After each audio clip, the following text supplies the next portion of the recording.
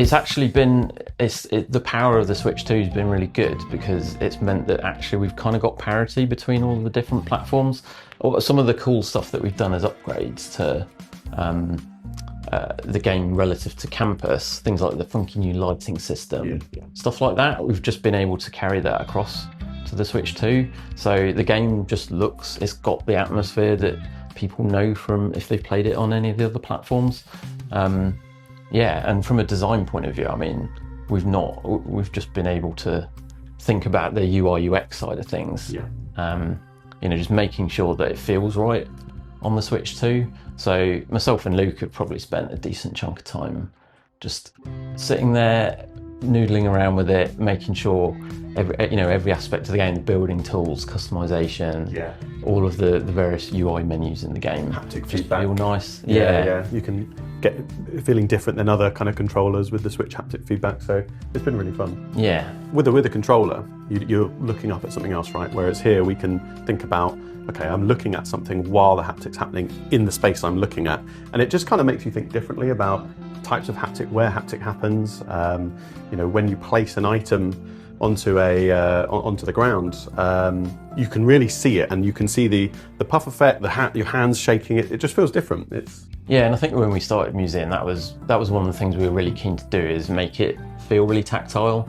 I mean, we've always tried to work on that side of things in the previous games, but going into Museum, we knew that players were going to spend hours noodling around decorating, like really crafting an exhibition space for the guests, and so we wanted that to just feel right. And like you say, when you're in handheld mode in particular, that just, I don't know, there's something about that that just feels nice. It feels like you're kind of really crafting the layout of your museum. And the mouse mode on the Switch 2, so that's definitely something. It's obviously a really cool feature of the Switch 2. We don't have it in for release, but we do have our top boffins investigating whether it's something that we can add post launch, because it's obviously a very cool feature, and in particular for a simulation game, it would be awesome to get that in. And now for Agony Answers, where I help you, the listener, for my own personal amusement. When we started Museum, it was probably straight after finishing Campus, so there were probably people dreaming about the possibilities of a Switch 2. It was very much something we were keen to keep in our minds, I think, as throughout development. Up until the point where we were able to actually find out about it and get the dev kits and everything. I guess we went into it thinking, right, we want to make a version of the game that just feels right on Switch 2. We're really happy with the Switch 1 version of Hospital and Campus, but it felt like all of the things that we're doing as upgrades in Museum, the nuances of the sim, the lighting, just all of the decorating you can do in the game, the amount of customization you can do to make your museum unique, that was the stuff that we knew, okay, we don't want to have to compromise on any of that. Having spoken to some of the tech guys, some of the coders, I know like the amount of memory on the Switch 2 compared to the Switch 1, I think has been great for us. That's really helped. It's kind of meant that we've been able to focus on just optimizing things like the underlying simulation and the behaviors of characters and the navigation and things like that, without having to worry so much about the memory side of things. So I think that in itself has been great. Yeah, and the ability, as you were saying earlier, to kind of maintain parity between all of it. It looks similar to other consoles and things like that. And I think from quite early on, it's given us the confidence that we're going to be able to maintain that parity. So even as we were finishing the game for the other platforms, we knew that, okay, we're going to be able to, by the time we're releasing the Switch 2 version, we're going to have a bit more time for doing some optimization,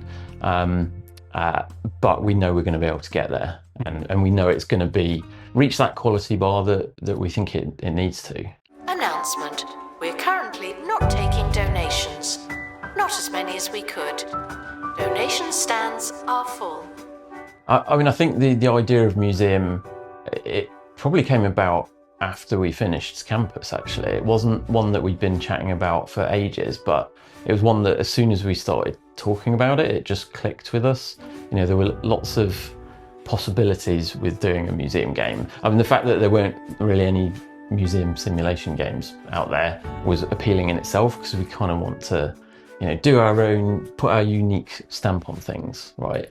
And it felt like, okay, this is a game that not only is going to allow us to add this sense of exploration and discovery through adding, you know, building up a collection of exhibits for your museum, going off on expeditions, but it's also going to be able to allow us to do lots of, you know, give the player lots of creative freedom, add whole new sets of customization tools, like really take it a step beyond what we've done in Hospital and Campus. It would really help it stand out and allow us to make something quite unique. I think when we started talking about themes as well, we kind of realised that there's so many different things that can be in a museum.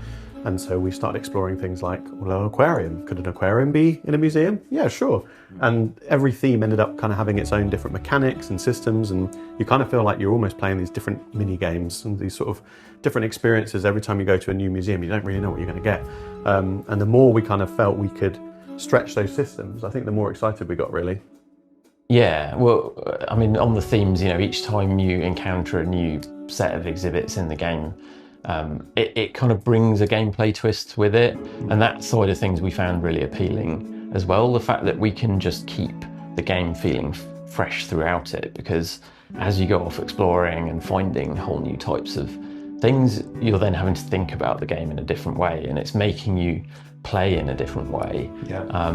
And again, that felt like that's going to be great for the base game, but also, you know, as we update the game post-release, there's going to be so many opportunities to add new fresh twists and, you know, really keep the game feeling interesting for a long time. Something that we always like to do this really is listen to the community feedback and, you know, see how players are playing the game and what sorts of things they want to see in the game in future. And you know, so I think once the Switch 2 version is out there, like, we're going to be paying just as much attention to what people are requesting from the game. And some of the cool things that we've added that are going to be in the Switch 2 version include things like the Digiverse expedition map, that's an evolving map. You know, this is a map that we've only just sort of scratched the surface in a way with the Digiverse. The idea is that you're sending expedition teams into, or it's almost the digital multiverse or something like that, and through rifts that allow them to go and explore other video games and other universes. And this is it's a really cool aspect to the game that has only come in recently. And there's so many options there for new rifts that we could open up on the Digiverse, allowing people to go into whole new universes and you know, build up new sets of exhibitions in there. I got a shack in the mountains full of peanut butter, but you won't hear me calling it a restaurant. Developing on the Switch 2 has been it's been a lot of fun, actually, and we've enjoyed just sitting down to do playtests on the Switch 2 version of Museum. I remember when we first tried it out, we had no idea what to expect when the coders had just been dabbling away trying to get it working on the Switch 2. And we were just amazed, really. I think when we first saw it, we just thought, this is great. It just works. It looks great. It looks amazing. We absolutely. You just see Gary just sitting back playing in the kitchen. You're like, yeah, it's great. Like, it just feels right, doesn't it? It just feels good to play, and it's been really fun. Yeah, and I do think the fact, just the portability of the Switch 2, right? Just it sits nicely with this game, because it is the sort of game where you can just dip in for 10-20 minutes and, you know, maybe spend a bit of time customizing part of your exhibition space, chip away at maybe an objective to help you explore a new bit of the map, that kind of thing. There's lots of little bite-sized chunks that you can focus on for a bit. So it is good for, you know, take it on the train, take it on the toilet, everyone's favourite way to play That's not where Gary played it. No, no. Not with the dev kids. No, we didn't do our play tests in the toilets, just to clarify. We do have real meeting rooms where we can do that sort of thing. I can't empathise with that. My sessions with the 2 Point games tend to be more between 10 and 20 hours. Well, that's the thing. It sort of works nicely for both, right? You can have those bite-sized moments, but then you can spend hours just tinkering, like just completely change the layout of your whole museum.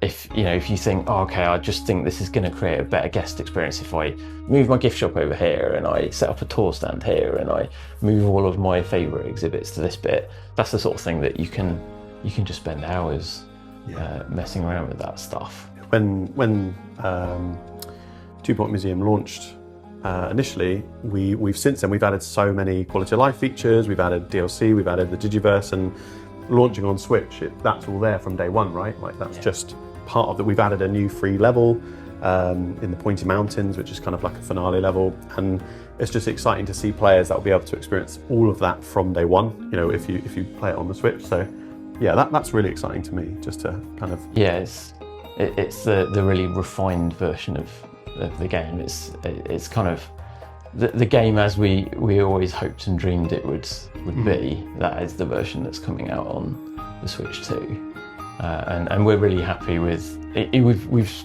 spent a lot of time iterating on various features, doing some quality of life updates based on feedback from the community, and I think that's helped us get to a point where we're just happy with every aspect of the game now.